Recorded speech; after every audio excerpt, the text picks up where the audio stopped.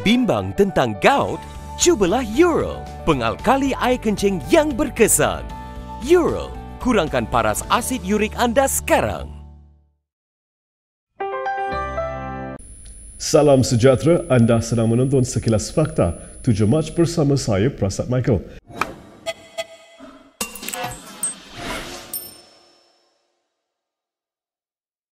Tidak benar dan mengelirukan. Itu kata Muhyiddin Yassin ketika mengulas kenyataan Najib Abdul Razak bahawa tiada duit rakyat diguna untuk membayar hutang 1MDB. Muhyiddin turut mengingatkan ahli Parlimen pekan itu bahawa hutang-hutang tersebut dijamin kerajaan.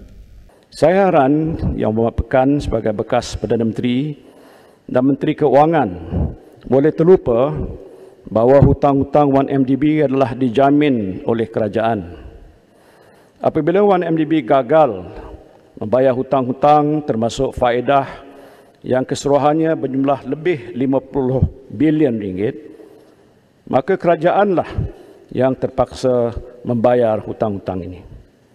Najib yang juga bekas Perdana Menteri ketika membahaskan titah diraja minggu lalu berhujah bahawa tiada dana awam digunakan untuk membayar hutang pokok 1MDB. Ini kerana katanya terdapat pelbagai entiti termasuk Goldman Sachs, Deloitte dan DOJ telah memulangkan dana 1MDB berjumlah 23 bilion ringgit. Dalam pada itu, Muhyiddin secara sinis berkata, mungkin apa yang dimaksudkan Najib adalah kerajaan telah berjaya membawa pulang wang dan aset 1MDB yang telah dicuri. Terdahulu, Najib mengemukakan cabaran untuk berdepan dengan Muhyiddin yang juga pengurusi PN berhubung isu Felda. Ini selepas ahli MPT Bersatu Muhammad Azmin Ali mencabar bekas Perdana Menteri itu ketika kempen PRN Johor pada Ahad lalu. Dalam satu hantaran di Facebooknya, Najib berkata tidak mungkin dia mahu menghancurkan Felda, sedangkan penubuhan tanah rancangan itu adalah idea ayahandanya Abdul Razak Husin. Najib turut secara sinis berkata, Azmin yang juga ketua penerangan PN boleh membantu bosnya ketika sesi perdebatan. Ahad lalu Azmin mendakwa Felda telah dimusnahkan ketika zaman pentadbiran ahli Parlimen pekan itu dan dia mempunyai fakta mengenai pembelian hartanah oleh lembaga itu di luar negara. Azmin turut menyifatkan perkara itu sebagai pengkhianatan terhadap peneroka Felda. Mengulas lanjut, Najib turut mengemukakan 6 soalan terlebih dahulu kepada Muhyiddin dan Azmin sebelum perdebatan mereka. Tambah Najib lagi, ini memandangkan Azmin dan kerajaan PH serta PN menjual berpuluh-puluh bilion aset negara yang dibina semasa dia menjadi Perdana Menteri.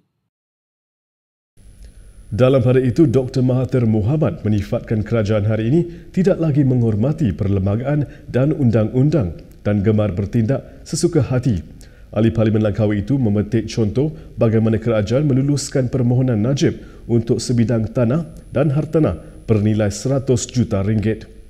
Jadi sebenarnya bekas Perdana Menteri meminta supaya dihadiah. Bukan kerana kerajaan buat keputusan, tapi dia diminta dan 2 kali dan diluluskan. Kali kedua dikeluluskan. Ini memang berlaku. Mahathir bagaimanapun mengakui bahawa tiada undang-undang yang mengawal pemberian hadiah kepada bekas Perdana Menteri, tetapi hadiah itu diberikan sebagai tanda penghargaan atas sumbangan mereka. Pada November tahun lalu, Najib berkata dia menarik balik permohonannya terhadap hartanah itu kerana tidak mahu isu berkenaan dijadikan sebagai isu dalam pilihan raya negeri Melaka. Berita seterusnya, seorang pemimpin MCA membuat laporan polis selepas ahli Parlimen Kulai Theoni Cheng mempersendakan Presiden parti itu, Wee Ka Siong.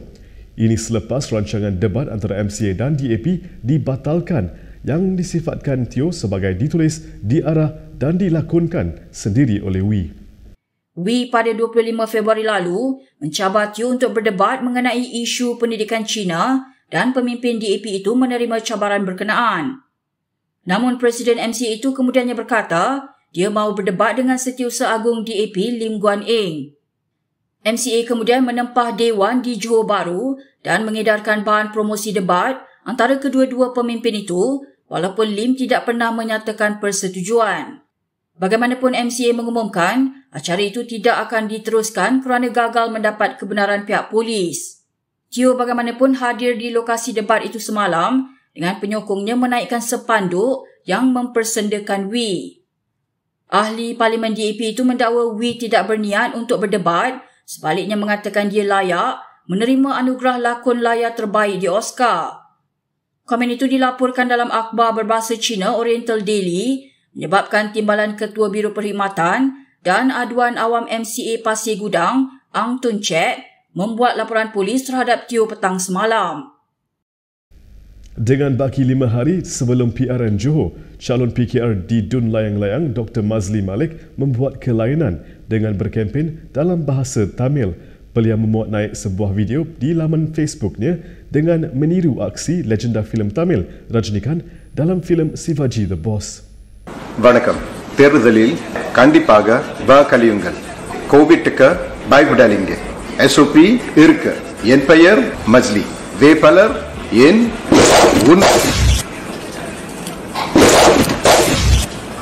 வணக்கம்.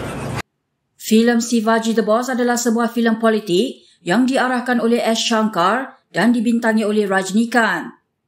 Mazli dicabar oleh K. Alagatiran daripada Perikatan Nasional, Abdul Muttalib Abdul Rahim mewakili Barisan Nasional dan Ahmad Syafiq Uthman daripada Pejuang bagi kerusi Dun Layang-Layang. 9% daripada 25,147 pengundi yang berdaftar di Dun Layang-Layang adalah pengundi kaum India.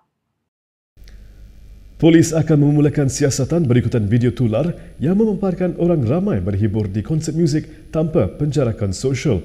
Acara itu merupakan sebahagian daripada program anjuran Kementerian Komunikasi dan Multimedia dan dianjurkan selama 3 hari sehingga Sabtu lalu. Dalam klip video yang tular sewaktu program di Air Hitam Johor itu, hadirin dirakam menari ketika sebuah kumpulan muzik memainkan lagu dangdut versi remix yang penting happy. Klip video dan gambar-gambar yang tular di media sosial turut menunjukkan adegan crowd surfing. Konsert itu yang diadakan pada Jumaat lepas merupakan sebahagian daripada program Riuh Keluarga Malaysia oleh kementerian berkenaan yang bertujuan membantu pemulihan industri kreatif yang terkandas akibat wabak COVID-19. Menterinya Anwar Musa yang berada di Johor untuk kempen pilihan raya negeri pada hujung minggu itu turut menghadiri majlis tersebut bagi menyampaikan ucapan.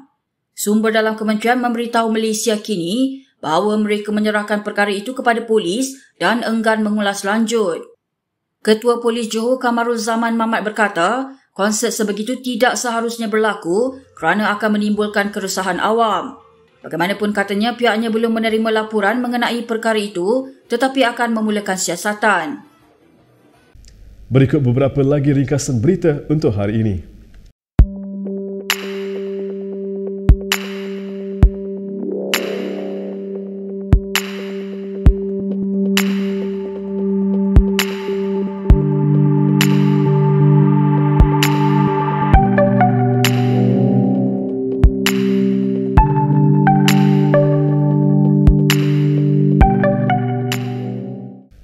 Sekian saja daripada saya, Prasad Michael, untuk sekilas fakta. Untuk lebih banyak berita, anda boleh layari kinitv.com. Anda juga boleh mengikuti kami di Instagram, Twitter, YouTube dan Facebook. Salam hormat dan jumpa lagi.